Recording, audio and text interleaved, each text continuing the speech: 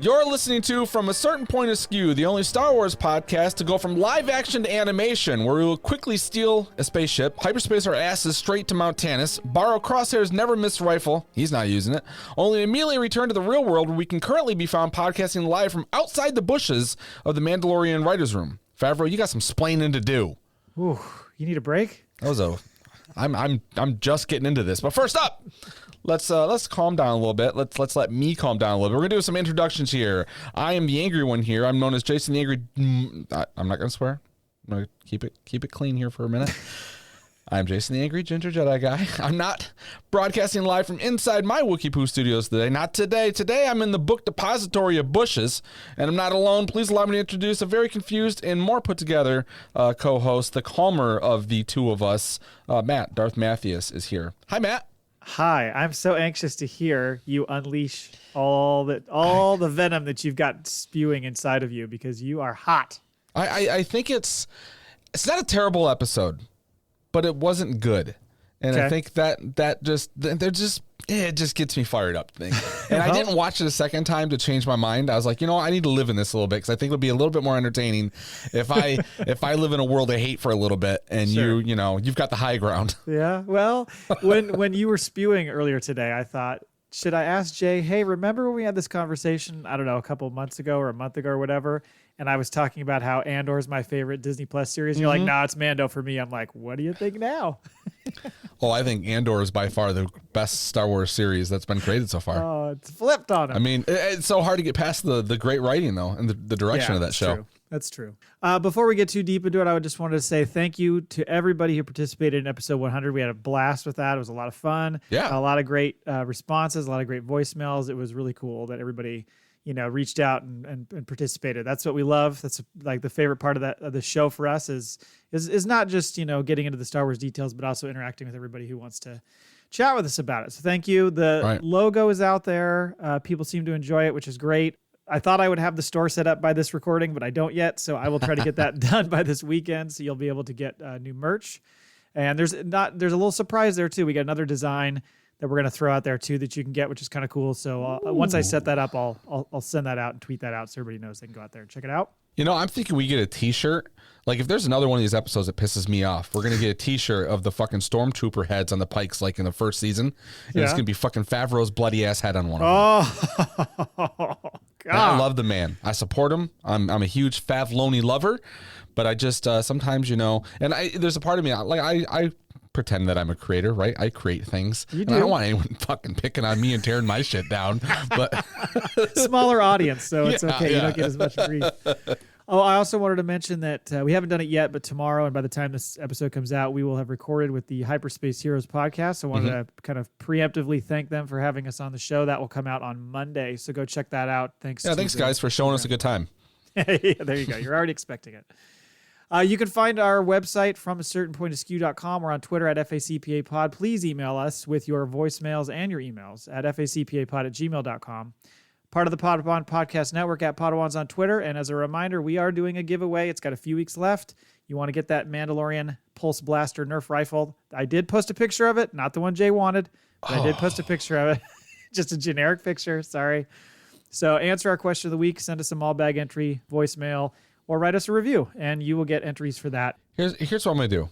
What's that? I'm going to get, because you won't do it because you're a bitch. Yeah. So I'm going to have Dougie take your head and put it on like Burt Reynolds' body, like that Deadpool picture, where he's in front of the fire. Right. Because isn't that a mock of Burt Reynolds from an 80s like Playgirl centerfold or something, right? I think that's right. So that's what I'm going to do. And I'm going to have him superimpose the Nerf rifle in your head on Burt Reynolds. Do you have a hairy chest? No, not at all. Well, you're going to in this picture. Burt Reynolds looks like a Wookiee compared to me. Or looked like a Wookiee. And then I'm going to have him do a secondary one where it's Burt Reynolds from Striptease, where he's got the Vaseline in the boots. Sure, yeah. Oh, man. All right, what's on the show? All right, on the show, we got a question of the week, tech check. In the news, we've got Star Wars Celebration Primer, and we've got characters rumored for the Ahsoka and Andor series, Mandalorian Episode 6, Writers for Hire, and, I'm sorry, it's Guns for Hire, and Maul Bag. One email. It's got to be better than this shit, so we're going to read it. Oh, we also, did I not put it on there? We also do have an answer. We have a voicemail as well. I don't know if I updated that. Oh. I didn't see that. Got one of those too. Okay. All right, question of the week. So we asked. So my thoughts on this. Sorry. Not yet. Wait. We'll get there. Okay. We want. This is a question of the week I threw out. We want your tech theories. When season 3 arrives, and it will, where will he be? Obvious or not? Let us know your thoughts. The wilder, the better.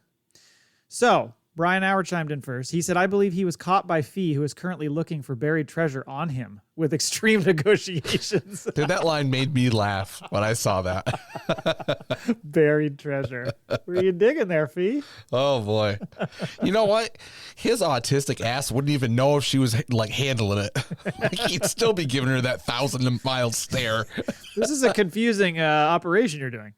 Next up is Clan Kreese, a.k.a. Winterfella. She says the Empire scraped him up off the ground and got him loving like a lab rat right now. I thought that says living, but I wrote it down wrong. Living like a lab rat right now. And she's probably right. This is something we mentioned. We thought, that's what what's his face? Hemlock. That's what Hemlock is doing to these clones. So that certainly is an option. Yeah, he's laying on the table somewhere too. He was probably in that last scene and we didn't even see him because we're so focused on crosshairs. But what I'm feeling here is like Spaceballs where they're in the desert with a pick. Yeah. It's just stormtroopers carrying like a giant spatula. Right. And just shoveling them off the fucking ground. Man, we ain't found shit. Yeah. Next up is Mike Laybourne. Tech's personality was downloaded onto a space USB stick before he died and was uploaded into Gonki. Here's an artist's impression. And he shared a Lego that he made with his helmet on top of Gonki. Now that would be something else. Next up, Brown Leader. Speaking of Hyperspace Heroes podcast, he says Tech won't be seen again until the Ahsoka show. The Ghost Crew will find him on a junk planet with mechanical spider legs and slightly mad. Oh wait, never mind. That sounds familiar. Darth Maul. Mm-hmm. Krennic says he'll be in heaven. Oh, well, at least he's in heaven. I like the wilder the better you write, and he writes he'll be in heaven. Well, I think it's more just sour. Yeah. Ty says if Tech is dead, I'm not watching anymore. So, is it me or has Ty aged like 15 years in the last 2 weeks? Like it just seems like since he quit podcasting, he went grumpy old man. Oh, I think the grumpy old man thing's always been there. Okay. Maybe I just haven't seen it as much. Maybe you're just not seeing the other side of it. It's just the grumpiness. Right. Seeing. Yeah. Ty, still waiting on that photo of you in that saber. Mm-hmm. And then finally, Chris Meyer from How Was Your Week, Honey? And Our Liner Notes. A lake at the bottom of the grotto saves Tech. Awakening on the shore with a newly acquired bout of amnesia, Tech unknowingly leaves his old life behind and starts anew. Halfway through season 3, clueless to who they are, the batch stumble upon him working on Coruscant at a genius bar. This made me laugh. I read this like shortly after I was my first rant with you about Favreau in an Apple, the New York Apple store. Yes. Yeah. Perfect timing. Mm-hmm. Yep. It's almost like he's reading our DM. On the same path. Yeah, really. Anyway, that was it for the question of the week. We do have another answer coming, but that's in the voicemail. And so thank you everybody for your responses. We really appreciate it. Thank you. Yeah. Fucking those entries are adding up. Mm-hmm. Now to the news. Little Star Wars Celebration primer. That does start Friday. So shit, that's coming up fast. Previously, we kind of walked through what's going to be there as far as the panels and the guests and all that stuff. I was just going to do a real quick run through. Although they did say today they were announcing like kind of how it's going to be covered and live streamed. And it sounds like the Ahsoka panel and the main Lucasfilm panel will not be live televised or streamed. Fuckers. Yeah, that's some BS. So they're leaving us out again because we can't afford to go to London. Right. But here we are, free marketing for your shit, and we get nothing out of it. They should at least send us an access code. Like, hey, you guys, you're part of the Lucasfilm family. We didn't get the first 14 episodes of The Bad Batch like everybody else did. Right. We get no respect. Lucasfilm, here's what's going to happen. You done pissed me off. So another cease and desist is probably coming from you soon. Before I go through really quickly some of the main things, there were a few that the Star Wars Twitter account sent out today as rejected panels, which were kind of funny. Oh, yeah? Yeah, I'll just mention a couple of them, but there was Scarif, Sand, and other reasons to avoid the beach. at the final debate on proper pronunciation. Do you say at or do you say AT-AT? It wasn't it finally, didn't Filoni come out and say it's one of the, what one did he say? I think he said it was AT-AT, right? You're fucking wrong. Okay. I say at. I say at. Yeah, there you go. But I say everything wrong, so that might be right there is probably on your side a sign. I mean, I guess I do say ATST, but because you can't say atst. It's an atst. Did they have like swimming lessons with Kino Loy? Loy. They should Yeah. have that. Fuck, that would have been funny. The last one I was going to mention was they had nerf herders. Half-witted, scruffy looking, or just misunderstood. Nice. So yeah, the thing starts Friday. It looks like Friday. I mean, it starts early. So 6 a.m. Eastern. That's your time. 3 a.m. my time. So I'll probably be up. Yeah, I know. That's the Lucasfilm Studio Showcase, and that's the big dog. And that's when we think we're probably going to get Star Wars film news, right? Maybe some other things announced. That's the one to pay attention to. Now, what time is that at? 6 a.m. Eastern. 6 a.m.? Yeah, because it's in London. Yeah, okay. They're throwing that a little early. So my Twitter feed's going to be blowing up like right when I get to work. That's going to be good. All right. And the only other thing on Friday, not the only other thing, but the other big one was there's a Making of Andor season 1 with Gilroy and Luna. So I guess they're not going to do the Disney Plus episode. Is that what we're to assume? Or maybe they'll wait for season 2. Maybe maybe like a little teaser before the show comes out, or maybe they're showing it to the audience first. Because didn't they do this there was a making of they released when they did Celebration last time, right? Did they? And everyone got to see something, or maybe it was just a big trailer and then we saw it later. I thought it was just the trailer. I don't think they did a making of. Okay. I love those making ofs. I hope they do too. it with Andor. I mean, we haven't got anything like that for Andor. I know. Then Saturday, again, 6 a.m. Eastern, Ahsoka. This will not be live streamed, but it's Favloni and all sorts of guests. I'm assuming we're going to get a teaser or a trailer of some sort. Sure. Hopefully we get a date. Well, at least, yeah. I mean, I'm going to be all online looking for someone's going to record it. So I'll have it in our DMs like by 6:18 a.m. Right. And there you go. And I get the fact that they want to protect it or make it, only shared, within the people that put the effort forward to get there, whatever they want to say. But now you're just letting like a butchered, shitty view of your trailer be shown. So do you really want that? I don't know. Just my opinion. Also Saturday, 9 a.m., much more reasonable for you. 40 Years of Return of the Jedi. And that's hosted by Fennec Shand, Ming-Na Wen. Wow. They'll probably be announcing a sequel, I assume. To Return of the Jedi? Yeah. It's called The Force Awakens. Spoiler alert. Episode 6B. Yeah. Also Saturday, they're doing the Clone Wars 15th anniversary panel. That's 12:30 Eastern. That's like Filoni and the whole crew, all the voice talent and stuff. So that'll probably be pretty fun. God, 15 years. Yeah, 15 years. And then Sunday, 6 a.m. again, Villains of the Sequel Trilogy. So you got your Palps, you got your Kino Loy. Well, not Kino Loy, but what's his face? Andy Serkis? Snoke, Andy Serkis, yes. And Gwendolyn Christie. They'll be there for that. So like I said, we might get snippets of this stuff. I think most of the stuff we're going to get live stream is that live stage they do where they have guests come out every now and again. I think that's where we're going to get most of.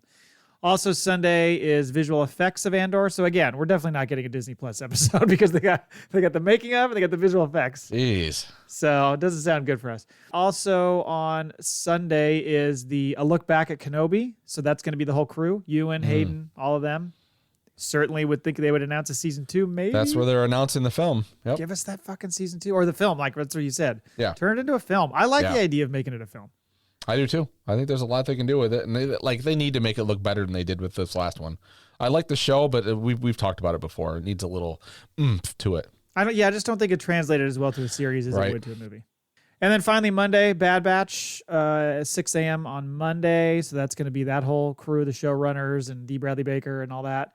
Also Monday is going to be Star Wars Visions Volume 2. That I think that comes out May 4th. So it's just probably a trailer for that was what I think we'll see from there. Okay. And that's it. So I'm excited. I can't wait to see what all comes out, and we'll cover all that stuff next week on our episode. But I'm just a little disappointed that we don't get the full experience. I know. I don't like being left out of these things. Is it going to be in the old? We said it was going to be 2 years from now. The next one, right? It'll be back in America. Yeah, right. Okay. I think back in Anaheim. Yeah, because we're doing episode 200 there. Yeah, right. Yeah, that's right. We got to get there. One of these days, we're going to have to do one of these things. I mean, if I don't quit the show first. Oh, no. Don't make me do a solo show. Also on the character rumors front, last week we talked about some Mon Mothma rumors, got you hot and bothered for different reasons. God. And she's still supposed to show up in Mando, so those rumors say. We got 2 episodes left, so you better hurry. I don't know how they're going to make that happen. I don't even, we'll get to that, but I'm at a loss of what's going to happen. Like, I wouldn't be surprised right now if we watch the last 2 episodes and Moff Gideon doesn't even show up. Oh, that would be brutal. Seriously. Like, fucking Carrot Top the Jedi shows up. He's free. Oh, boy. This week, a couple other rumors. Fast forward if you don't like these rumors, but well, we have timestamps. You know? Okay, all right. That's why I do that for the people.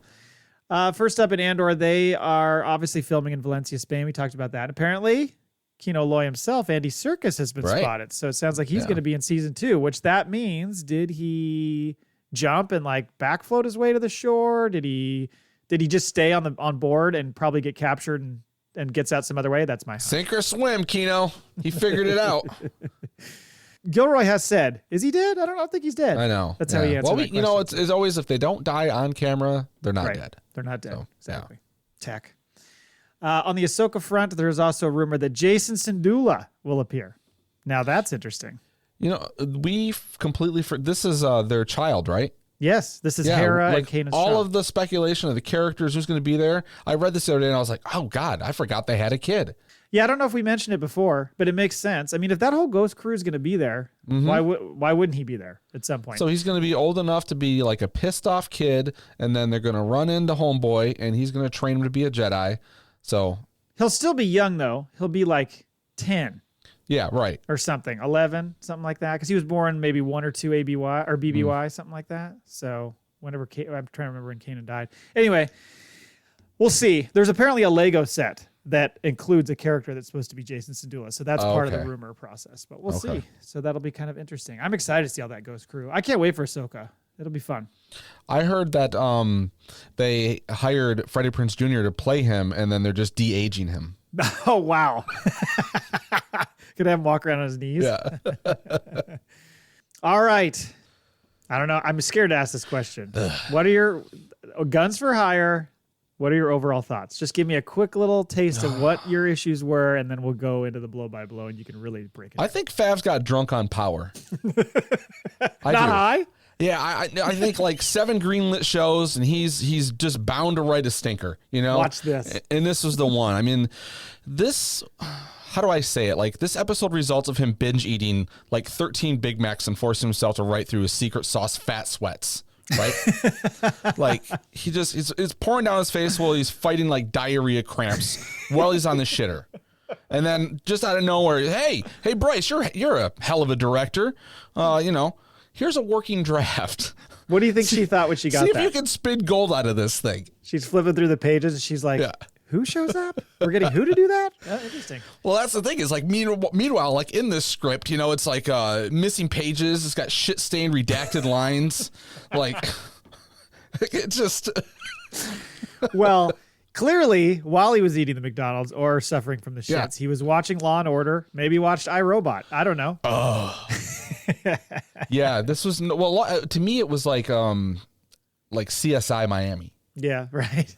You know, like there were times where I was just waiting for like Mando to reach and like take the shields off, just the lens out of his thing. Or does he put them on? How's that? Was the show, right? He always takes them off. Yeah. I was just waiting for it like, oh man. Goes, yeah. Yeah, so many characters, wild cameos. It's just a wild episode. I mean, that's what anybody who's asked me about it but doesn't want details, I'm just like, it's a crazy episode. You know, regardless of how you feel about it, it's a wild ride. I tweeted it. It was like it was sponsored by Make-A-Wish Celebrity Edition. Like, it's just people fucking showing up out of nowhere. I'm like, I'm probably 5 minutes into the scene and I go out loud, that's fucking Lizzo. Like, I was like, wait a minute. Yeah, I have never snorted and laughed so much through a Mandalorian episode as this one.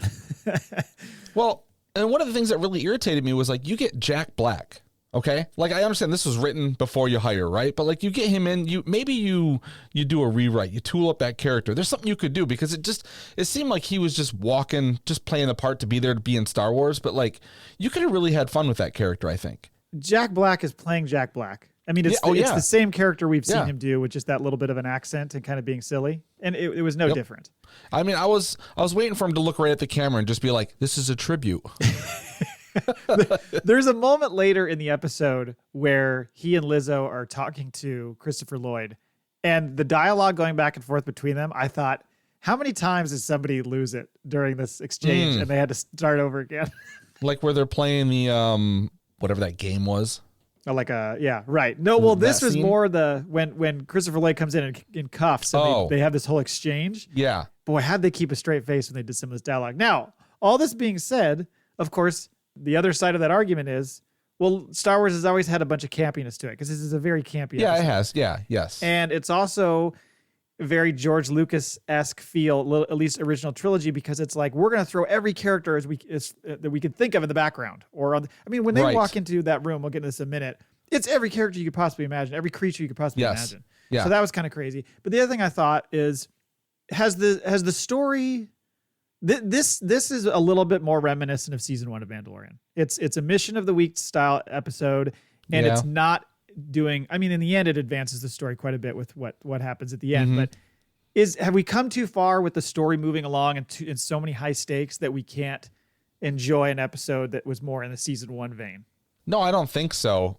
I just think that this one, there was something about it that didn't, like on paper, I feel like it probably worked better on paper than when it was done. And it's not like Bryce Dallas Howard did a bad job shooting this, but there was, I don't know what it was. It was like the scene where they arrive and they get inside, the Epcot tube and this fucking, what's this place called? Brazier 15? Plaisir. And it's like if you were to look at Walt Disney's office in the 60s when he's coming up with Epcot, it was like that place but there was like, I watched it and you couldn't see one person inhabiting that, any of that. There's even where the place, have you ever been to Disney World? Never Disney World, just Disneyland. Okay, well, like in Disney World, you go on the monorail, and there's one of the monorails that go to the park. You'll go through, I forget the name of the hotel, but you go through the hotel. Oh, cool. And as you go through the hotel, you can look down on the lobby floor, and you can see the gift shops and the restaurants and all that shit. And that's just, it kind of felt like that. But when it goes through that whole area, you don't see anybody. Yeah. Like nobody. And then when they finally arrive, the doors open to this dining room where they're all just eating. It's so weird. Yeah, it at times felt like kids playing with their action figures. That's what this episode felt a little bit like. They were just, and the plot has some weird choices at times, but I don't know. Overall, because I was laughing so much and because there are certain bits that were so funny, I was like, I was okay with it. I didn't think it was a great episode, but I didn't hate it like you did. But we'll see. We'll see how it goes. Let's get into it. Just didn't work. Okay, we open, and the opening right off the bat is kind of crazy because we open on this Quarren ship where the captain's getting served goldfish like out of a cocktail glass. One goldfish. One goldfish. Yeah. In her water tank right on the bridge. That was kind of a cool idea. Like she's hydrating while she's captaining. Right. Yeah. And then I like the way that it goes away, and she's just like a wet dog. I'm in my chair. Her navigator says he found a way to bypass the trade routes to Trask. Trask is the planet that he took the Frog Lady to, where the Quarren and the Mon Calamari are.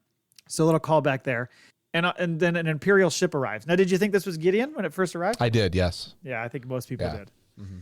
But it's not. So Captain Shuggoth is the name of the Quarren captain. She hails the ship and kind of sheepishly offers like, hey, we'll pay you for protection. We're cool with this. And that's when we reveal that it's Axe Woves. Dun, dun, dun. So this is the ship they stole in season 2. Exactly. Right. Yeah. It's Gideon's old ship. And so he's like, hey, we're Mandalorians. We're not Imperials. We're just mercenaries. We're paid to do a job. And I know you got your boyfriend there with you. Mm-hmm. We got to take him home to his family. So it's a pretty funny job. Like, honestly, I'm all about love, but I got to do what I was paid to do. Sorry. And then this scene. In trots this Mon Calamari prince, played by? I don't care. Harry Holland, Tom's brother. Tom Holland's brother? Yes. Oh. Isn't that funny? That poor bastard. And then it's just ridiculous. I mean, the whole exchange of them talking about how they love each other and want to be together. This is when I started snorting. This fucking opening made me long for episode 1. I wanted trade route discussions. I wanted politics. I was like, this lovey-dovey stupid shit. And then I'm thinking back, didn't Bryce Dallas Howard direct the one with the fucking frog going to the other planet? Yes. Right? That was her episode. So she's all in moments. about like alien love. I'm like, by next year, she has to have like what's that called? Like Japanese tentacle porn kink. Like, seriously, we're going to end up like next season, maybe 2 seasons, because they got to play it out a little bit more. But there's going to be like a 15-minute scene where I had to look this up, where a Rathar is giving the business to a clan of Wampas. Like, just octopus Star Wars porn. You have developed, just from the hatred of this, or the issues with this episode, you got at least like 10 minutes of material if you want to do stand-up on the fucking Star Wars. I'm ready. I wrote shit. Like, look at this right here. I was going to tell you, does this episode jump the shark? And then I thought, what is a shark in Star Wars? So I looked it up. It's a carcadon. So this episode we're going to call Jumping the Carcadon. Like it's close. I don't know if it did, but. Well, speaking of jumping the shark. So do you remember Riff Tamson, that shark-like dude in the Clone Wars that tried to like kill? He's a carcadon. Okay, that makes sense. Yes, because that's who that prince I thought was maybe at first, but then I realized maybe it's too old now because he wouldn't be that young. But that Lee Char guy in the stone. Oh, that's right, because they were protecting them when they were all underwater, right? It was like a 3-episode where all the tunnels were breaking down and stuff, and they were under attack by all the sharks. Yep. So that's what that reminded me of. And the core and the Captain Chuggath is basically like, look, I can't do this. He's right. In a way, she was like, this gets me out of this. So I know. Yes, I like how we got a Romeo and Juliet love for like 4 seconds. And then she's like, you know what? I can't let this young love be. He's like, oh. He's appalled. He's like, no, does this mean nothing to you? Am I just a fling? Oh, fuck. So there's your cold open. So then, Bo and Din arrive on Plaisir 15. Or a.k.a. Epcot's Tomorrowland. Epcot's Tomorrowland, where her old fleet is, and she knows Axe Woves is the leader. Well, let's not forget, like, they're flying in, and it's Bo, flying the ship. She's got Grogu sitting bitch next to her, and then Din's in the back being a bitch, like he got stuck in the back seat. Well, she wants to give the kid the view. He's like, yeah. I think that makes sense. It did remind me of like, well, if I can't have front seat, I'll sit in the middle. And then you're like, you got your, when you're a kid, you've got your head like all the way up in the front seat. Your parents are like, will you sit back? He's certainly taken a backseat to her in many ways this season, but also in this particular scene. Right. So she's like, I know Axe Woves is the leader and all that, but so it's going to be tough to get him to join us. And then we hear this fun jingle. That jingle played, and I was like, what is that? Yeah. I thought she left her cell phone on. Right, I was like, this is worse than Game of Thrones where they left the Starbucks cup on the on the table. Yeah, so this voice says, like, don't worry, we're going to guide you into a landing spot because she wants to go land by the fleet. And they're like, no, that's not really going to work. So they land and head to this little Hyperloop pod. They're greeted by the Empire version of 3PO and R2. Yeah, the dark versions. Yeah. And then they head to the main building because they're like, they want to go again. They want to go dropped off by Axe Woves. And they're like, no, not going to do that. So they take her to the main leadership building. And I mean, when they walk into this room, it was like, what in the fuck is going on? I know. It was the craziest scene. When they walked out, there was like that foyer they walk, and then they walk to the other doors, and those doors open. And just as it was happening, I got like a Cloud City vibe. Oh, yeah, so I was totally. like, oh, this would be kind of cool. Like, they're going to open the door, Moff Gideon's at the table. Yeah. So I was kind of expecting something like that. And then Jack Black is there. And I had to check and see if I was watching the same fucking show. Right. Because at first I didn't look at him. I was just looking to see the creatures on the sides. Yeah. And I was like, there's like a frog lady was there. There's a Bish. There's some Rhodians. There's a big old Athorian. Yes. Shout out Athorian. Like shock. He was right front, on the right-hand side, front of the screen. So, our historian was just like, oh yeah. Yeah. Hard as a rock. So, but yeah, then I'm like, once Jack Black starts talking, I'm like, that's Jack Black. His name is Captain Bombardier. Yes. And he's an ex-Imperial who was assigned to the planet as part of the amnesty program. That amnesty program getting a lot of, I know, it's giving people, they're really moving up in the world. Yep. And he met Lizzo, the Duchess, and they fell in love. Aw. Mm-hmm. And apparently when you're royalty on this planet, you have to dress like a peacock. What was that? That was crazy. I don't know. And then she had like this long gown and but it was like a hologram. Like the back end of it was like this hologram following her. Like it just went on forever. And I was like, this is so weird. I know.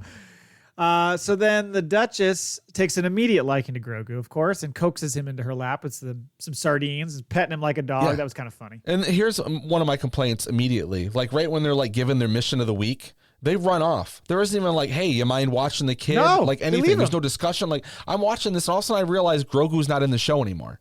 They're like, did they leave him with these strangers? There's a deleted scene where they talked about it. Yeah, I didn't think about it until they showed up in the next scene. I'm like, where's Grogu? Oh, they left him behind, just like they left with the frog people. Anyway, so they share that they hired Axe Woves and crew because they can't have a freestanding army because Bombardier's passed. You're right. So they're like, he's not to be trusted with an army. So we have to hire these people. So they are like, okay, so we need you to do this job for us, and then we'll let you go see him. Which it's like, or you could just walk outside and fire up your jetpacks and fly there. I don't understand why they just haven't asked one of the two of them to come in and have this conversation. That too. Yeah, it's so weird. It's like, well, we found a little loophole here because you guys just showed up and you've got weapons, so we're gonna play CSI Naimos. What's the name of that fucking beach place in Andor? Yeah. Naimos, you got it. Yeah. So that's he's like, okay, you got a gun, you got shit to do, and like, well, you know what? Hey, if you do a good job, we're gonna fucking knight your little guy here for no reason at all. That was weird. That was a weird decision. I don't understand that at all. But I love that they're like, you need to help us with this problem we have. It's a droid problem. Yeah. Of course it is. So, but they also say not only will we, allow you to go talk to Axe Woves and the crew, is we're going to recognize Mandalore as a sovereign system. So this also plays into her whole like drive to reunite Mandalore and lead, is that she's got to play some of these games if she wants to like get, kind of lift her society back up. It does seem like a lost, like an empty promise, right? Like, yeah, they're going to do it. Thank you. But our planet's made of glass. What are we going to do? Like rebuild just like you're seeing on this planet. I mean, this is the model to rebuild Mandalore after. It's all these domes. It's the same setup. I think they're going to end up rebuilding on Navarro. You think so? Yeah. That could be. There doesn't seem to be anything going on that whole planet except for Beef's little town. That's it. They got a lot to work with. They can build their own domes. There's a lot to work with there. You're right, but I think they probably, everybody has that kind of, the heart tugs at them, the old like nostalgic trip back to home. They want to get back to Mandalore. I can see that still happening. How do you turn glass back into planet? I'm sure there's a way. This is the way. So they offer this, and then they go see, they're like, okay, fine, we'll do it. So they go see Doc Brown, a.k.a. Commissioner Hellgate. Great name. Hellgate. And he's explaining the issues they're facing with these reprogrammed battle droids. And the video he shows is America's Funniest Home Videos. It's so fucking funny. I was laughing my ass off. The droid's like shaking trash on himself. It starts with the trash, and then it shows the Benihana guy like the one where like they get in the car and it just drives into the wall at like top speed. The only thing missing was the like nut shot montage. Right. Yeah. This is where it gets interesting. Because Bo asked, hey, why don't you just turn it off? And Hellgate's like, hey, this is the reason why. The people don't want to do it. Because they've got the droids doing all the work now, so they don't have to do fucking anything. They're living on Wall-E. Yeah. Like they're all fat bastards in their floating lazy chairs. They just want the droids to do all the work. Yep. And he says, if he hits the kill switch, they'll all shut down and the society would crumble. This is coming for us, Jay. And he's got like, I mean, could that button have been any bigger than the Staples Easy button? Oh, it's exactly that. It's like, look at this big thing here. No one touch it. Or he's like, at the end, when it comes time, he's like, big bucks, no whammy, stop. Yeah. But this is it's a cautionary tale, really. If we continue to play into this AI stuff right now, this is where we're going to go. We're all going to get fat and happy. Now I see why you like this episode. I see now. Or hate it.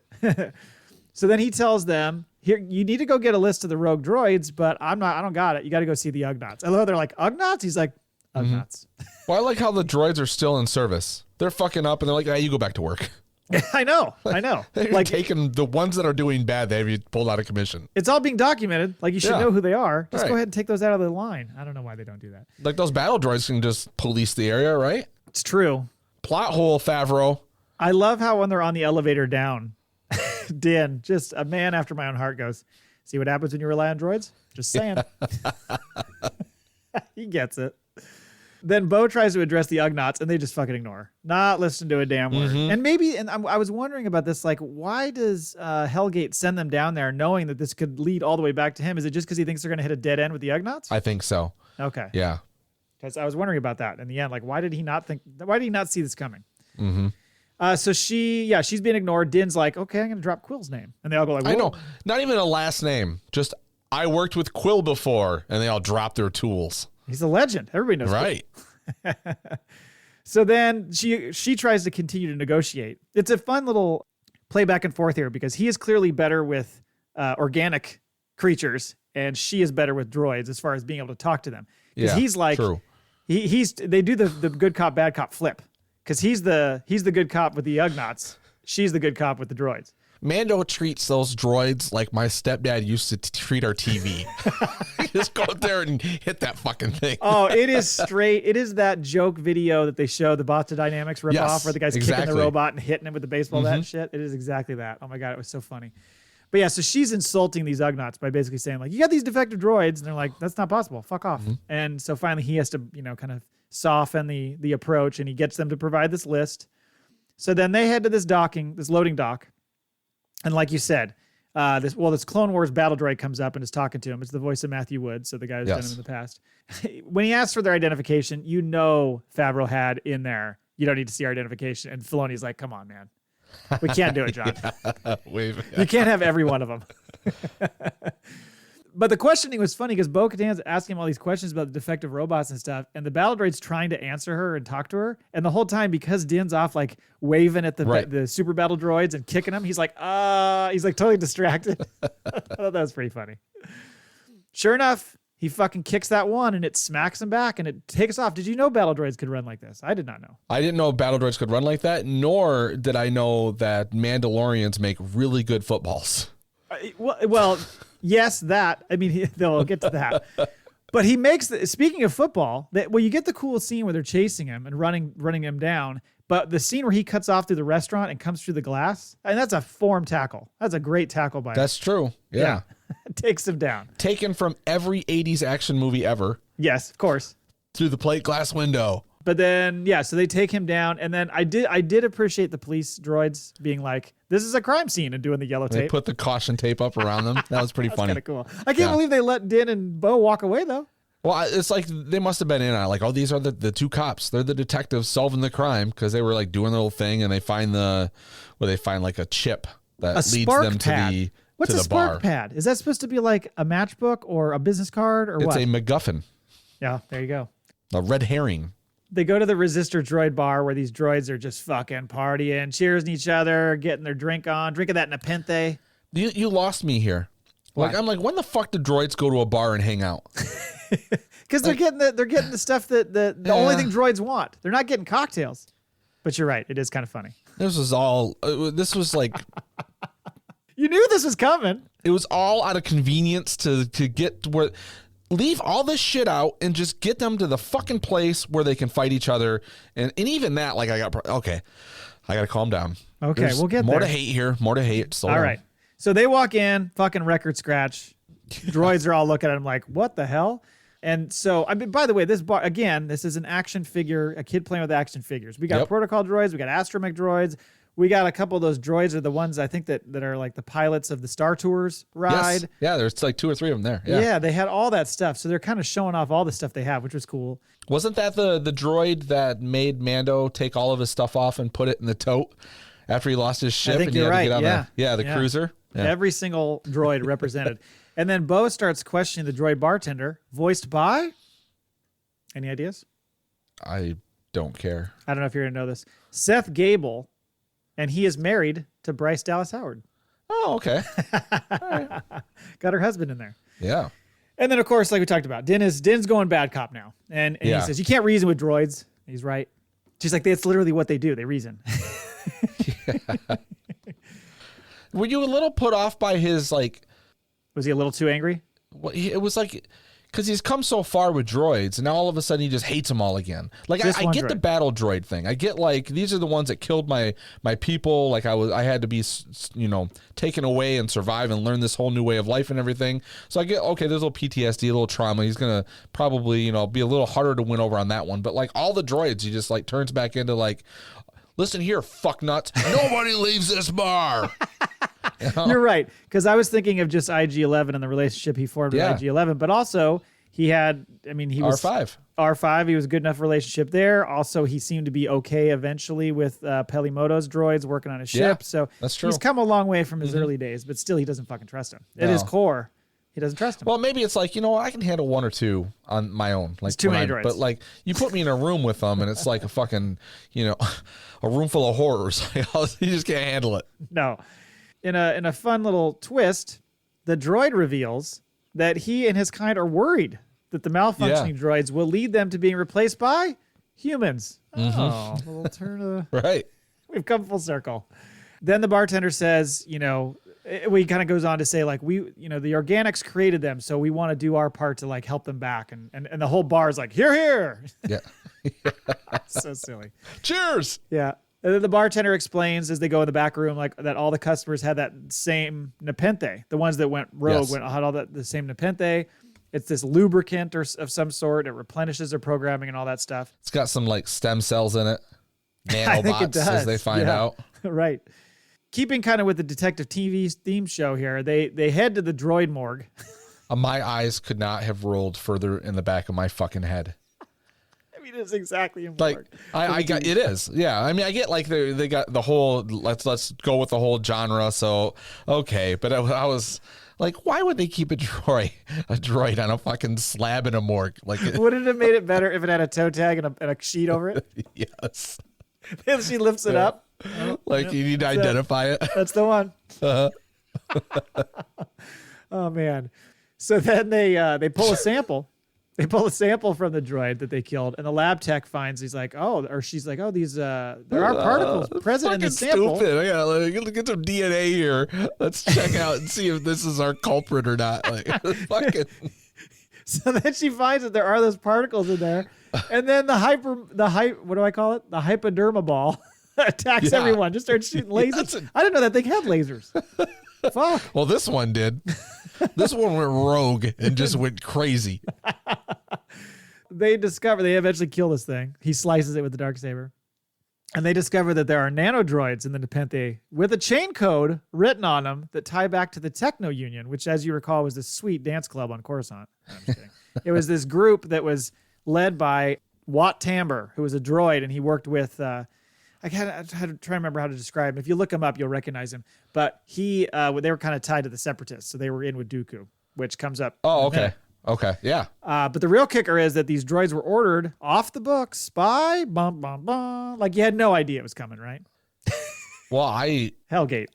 Right. I more expected it to be Jack Black. Oh, did you? Yeah. I could see that because he looks out like he's up to something. Well, because like, no offense to Christopher Lloyd, but he bumbled his way through this. He looks old. Yeah. I mean, I think he's in his 90s. He's got to be close, or if not. Close. So, you know what? Good for him. He's still doing, like, I'm a huge fan, but man, it's kind of sad because, like, if he's the villain or whatever, but he couldn't even muster up a little bit of like Judge Doom from Roger Rabbit? Like, that was a fucking scary character when I was a kid.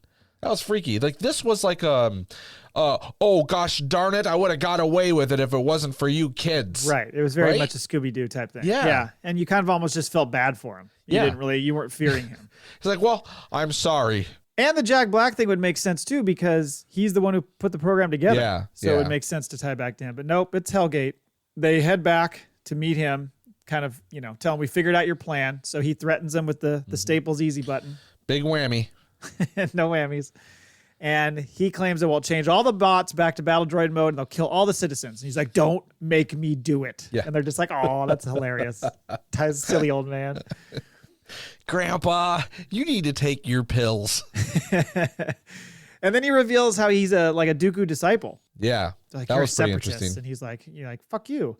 And as he goes on about Dooku being like cut short in his prime and all this stuff, Bo's like, I've heard enough. I mean, it was like fucking Indiana Jones and Raiders of the Lost Ark just shoots him. Like, just like, I can't listen to this anymore. Yeah, Stuns enough him. of your sword play. I loved it because the second time I watched, you could actually hear him moaning in the background at the very end of the scene. You could hear him going, oh, I broke my hip. So back to the Duchess and Captain Bombardier, where Hellgate starts just shitting on Bombardier. He doesn't like Jack Black. I love how he's like, I knew you didn't like me. Right.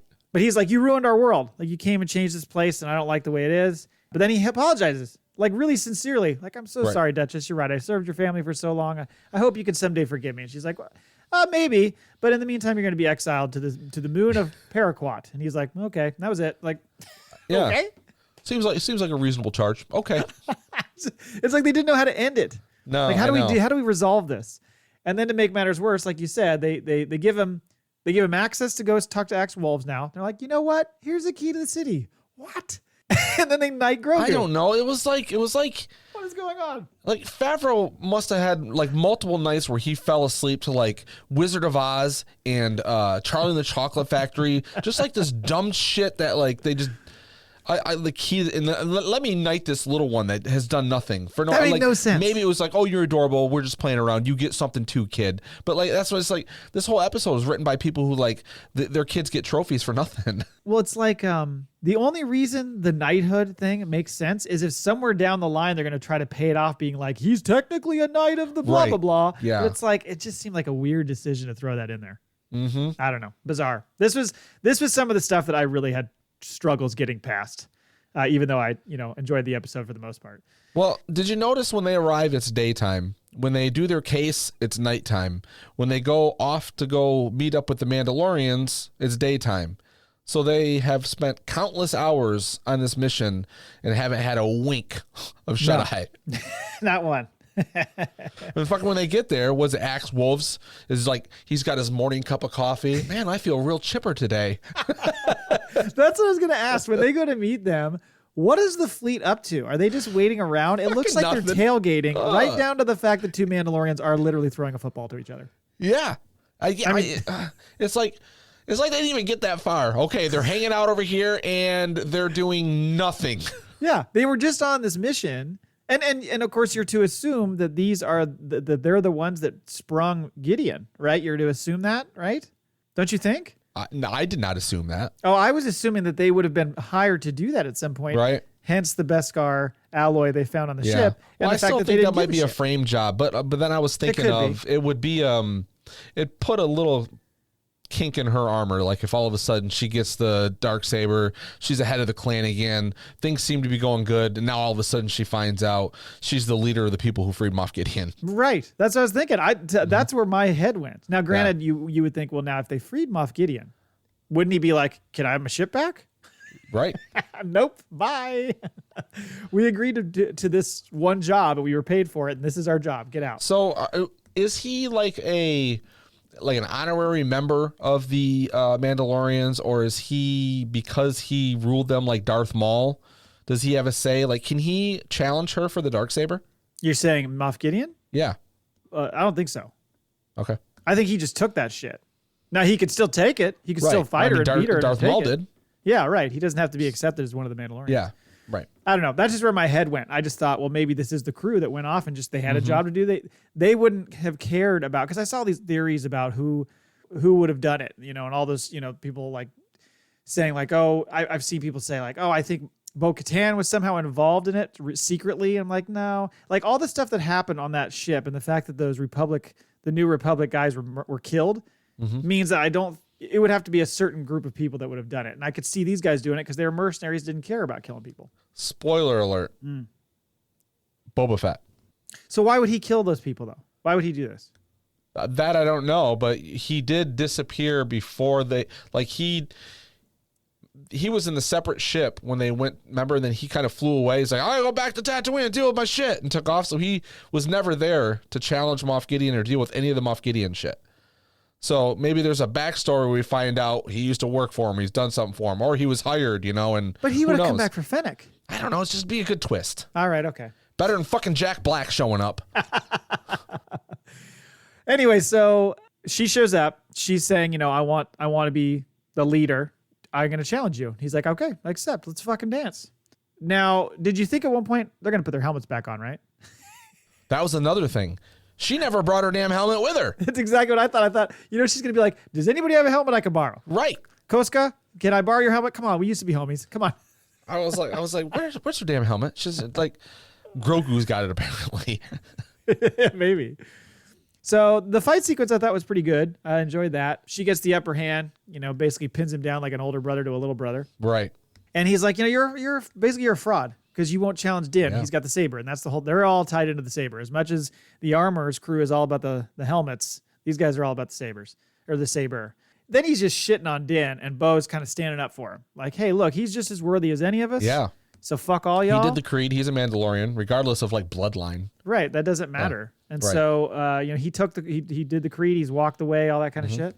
And then when he kind of presses her on the Darksaber, that's when Din steps in and is like, you know what? Actually, she can have it back because by the transitive property, this creature took it from me and then she took it from him. So really it's hers. To which Din, first of all, two things. One, you mentioned that when we talked about that episode. Yeah. That's what I was telling you. Your theory is proved right. And I know other people thought that. Two, do you think Bo was like, now? You tell me now? Like, why didn't you give this fucking thing right there? I know. She's the fucking queen of loopholes. If I was her, I would have been like, you motherfucker. And she should have just stabbed him and killed him right there. Like, that would have been an M. Night Shyamalan twist no one would have saw coming. Like, and then she looks at the camera and she's like, it is called The Mandalorian, and what am I? Like, But apparently all the Mandalorians are cool with it. They're all like, she's reluctantly. They're like, oh, yeah, I guess so, I guess if you read the fine print, that is true. We got a focus group later. We're going to meet. We're going to see how this goes over, but we're going to give it to you right now. Technicality. We met with our lawyers, and they said that it checks out. But you know what? You're not doing this again. You don't get a third time. Right. We want death and mayhem next time for this fucking sword. I know. I think a lot of people were expecting there to be some sort of altercation between Bo and Dan, and they didn't get it in the end. Well, my prediction is she's either going to die, and he ends up with it again, or she's going to lose it in battle to Moff, and then when she does get it back, she wins it in battle. So it's more legit. I don't think she's going to have it for very long. Yeah, it could be. I mean, she's had some troubles having it before. I mean, yeah, and to be fair, while Favs is going through his 13 Big Macs and sweating it out, I think he forgot Mando had the fucking Darksaber. Because we've done 3 episodes where it wasn't even talked about, mentioned. In mouthful of chicken nugget. Oh, yeah. Here go the Darksaber. Yeah, so I'm going to ask what's next, and I think you're not sure. You have no clue what's next. No, I mean, I think it's Moff Gideon, right? But I mean, it's really got to be like story we're not.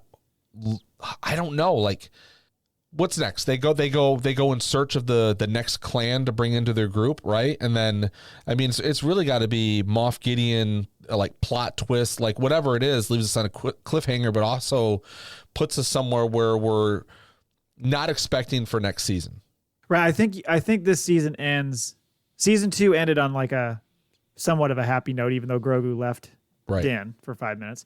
But this season, I think, might end on a tougher cliffhanger, like almost like maybe Bad it'll Batch be like X. the Empire Strikes Back of Mandalorian. Like maybe he ends up with the Darksaber, he ends up with Grogu, he ends up he's in charge of the Mandalorians. We're gonna see Elia Kane again, the guy that works with Moff Gideon. You're gonna see how that relationship works. We got to see it. I thought it would have been this week, but I guess they're saving it for next week. And you remember what they did with season 1? It was essentially a 2-part finale. And I think that might be what's happening here. It's going to be a big setup episode of here's Moff Gideon, here's what he's up to, here's what the Mandalorians are doing, to this big conflict that happens and maybe doesn't end well. And then, because Rick from Yuma, right? He's directing both episodes. Right, so that would make sense. Mm-hmm. So we will see. And also, I think we will see Sabine next episode. That's your thought. Prediction? Yes, because I think didn't Filoni write this next one? I think he did. I can't remember. I'd have to go look. But if he did, then Sabine's in it. I didn't know he was writing anything on this season because I thought he was busy with Ahsoka. So I wasn't sure because I was thinking about that too. I was like, I don't think he has much, and I was wondering if that's one of the reasons why there seems to be a little bit of change in direction or the way things are going. Because the two of them, they make a great team. And like all of this shit, like some of it I'm amping up just to have a little bit of fun. It's fun to play the good cop, bad cop for the podcast. But I mean, Favreau's proven he's a fucking excellent creator. You know, I do just feel like for whatever reason, this episode it didn't work. There were things in it. Like I said, I think it played good on paper. Yeah. There was a, and I hate to say like she didn't execute it right, Bryce Dallas Howard, because I think they were playing with like, let's do the cop genre. Let's have a little fun with it. And to me, it just didn't work. Filoni did co-write the next episode. Okay. So Sabine's going to show up. Yeah. Whenever he's a writer or director of an episode. Well, it's basically going to be probably the episode that leads into Ahsoka then. Yeah, right. Exactly. Yeah. It's going to be a teaser. I mean, you don't bring in Zed and then do nothing with him. So we're probably going to see him again. You know, this is probably the episode where she's putting together a crew. Yeah, could be. You know, and then they're, you know, maybe they, the Mandalorians need a little bit of help. So they call him in, you know, so. I was just thinking about the joke. I've made it before at the show about putting together the crew like in, what is it called? MacGruber. When he puts together the crew and then they all die. Like that. Like Deadpool 2. Oh, shit. All right, well, we'll see. I think you're going to get an episode that you like more next week than you like I think so. Let's hope.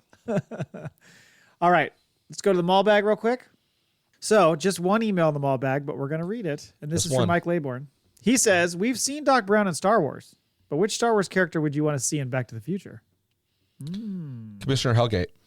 Yeah, that would make sense. His brother. As the twin brother. I don't mean to always reference him because I hate him so much, but I could see Tora Calican being one of Biff's crew. Oh, yeah, definitely. Maybe getting killed by the manure truck, perhaps. Okay. I can see him like, but you know, like the one guy in Back to the Future wears the 3D glasses. Like this guy, because he's kind of from the future, will say, so he wears like IMAX 3D glasses. Right. Yeah, I mean, the only other things I could think of were I thought, well, Lobot could definitely be Principal Strickland, kind of the same look. Oh, yeah. And then the other one I thought of was, of course, I mean, if you're going to have Marvin Berry's band at the end, who would make a purple? Oh, Max Rebo. Thank you. Yeah, I like this. See? That's who I came up with. I like you put some thought in it. I just put a joke in there. That's all right. I tried to think of it real fast because it came in late today. But thank you, Mike, for sending that in, the Maul Bag. And now... We do thank you. It's time for the FACPA Answering Machine. And it's your boy, Rural Farm Boy. Okay. So as always, stop me when you'd like. You ready? Yep. RFB. My thoughts on tech's future for the question of the week. My opinion, tech ain't got a future. And reason I'm thinking that is to put the weight behind the batch losing a team member. Because, yeah, they got out of many a scrape, but this one, that was a god-awful bad pickle they got caught up in. And there weren't no way Tech was getting out of that. Now, we talked about this, and I agree that if you want to add weight, then keep him dead. I get that. I do too. But I want him back. Mm-hmm. But also, what's going on in the background there? What are you multitasking, RFB? No, I'm talking not to you. I'm talking to RFB. There's a lot of noise in the background, like he's shuffling around papers or something. He's like cutting onions, making tacos. Let me call the guys real quick. Yeah, making that spotchka that he drinks. All right. And he did what he should have done to try to get them the hell out of there because he knew he wasn't going to. And I've heard a whole mess of different thoughts from other folks through my playlist over the past week. Some folks are thinking he's going to turn up on Hemlock's table. Mm-hmm. Some folks are thinking he's going to be one of the candidates that starts the Death Trooper program. Some folks are thinking maybe he's going to be one of the human parts that Dr. Pershing told us in the Phase 1 Dark Troopers had human elements in until they solved it and got that out. Some folks are thinking that. And I've heard a bunch of other crazy stuff, but nope, my opinion is he's going. Well, I hope you're wrong, RFB. I hope you're wrong. Maybe he becomes the villain and Crosshair goes straight. No, you talked about this last week. Tech is not going to be the villain, damn it. All right, let's finish up. And the batch is going to have to, it's going to be really interesting to see how they're going to try to find Wayland when, and Saw Gerrera, you son of a bitch, it's cause of it all. Hold on. Wow. Pump the brakes there, RFB. I've heard people that have the same take, that they're blaming Saw Gerrera for Tech's death. Now, granted, yes, he's got a very kind of myopic view of his mission, and he just wants to kind of, get his goals done, doesn't matter, doesn't look at the bigger picture. And in the end, he stops the rail car by blowing that thing.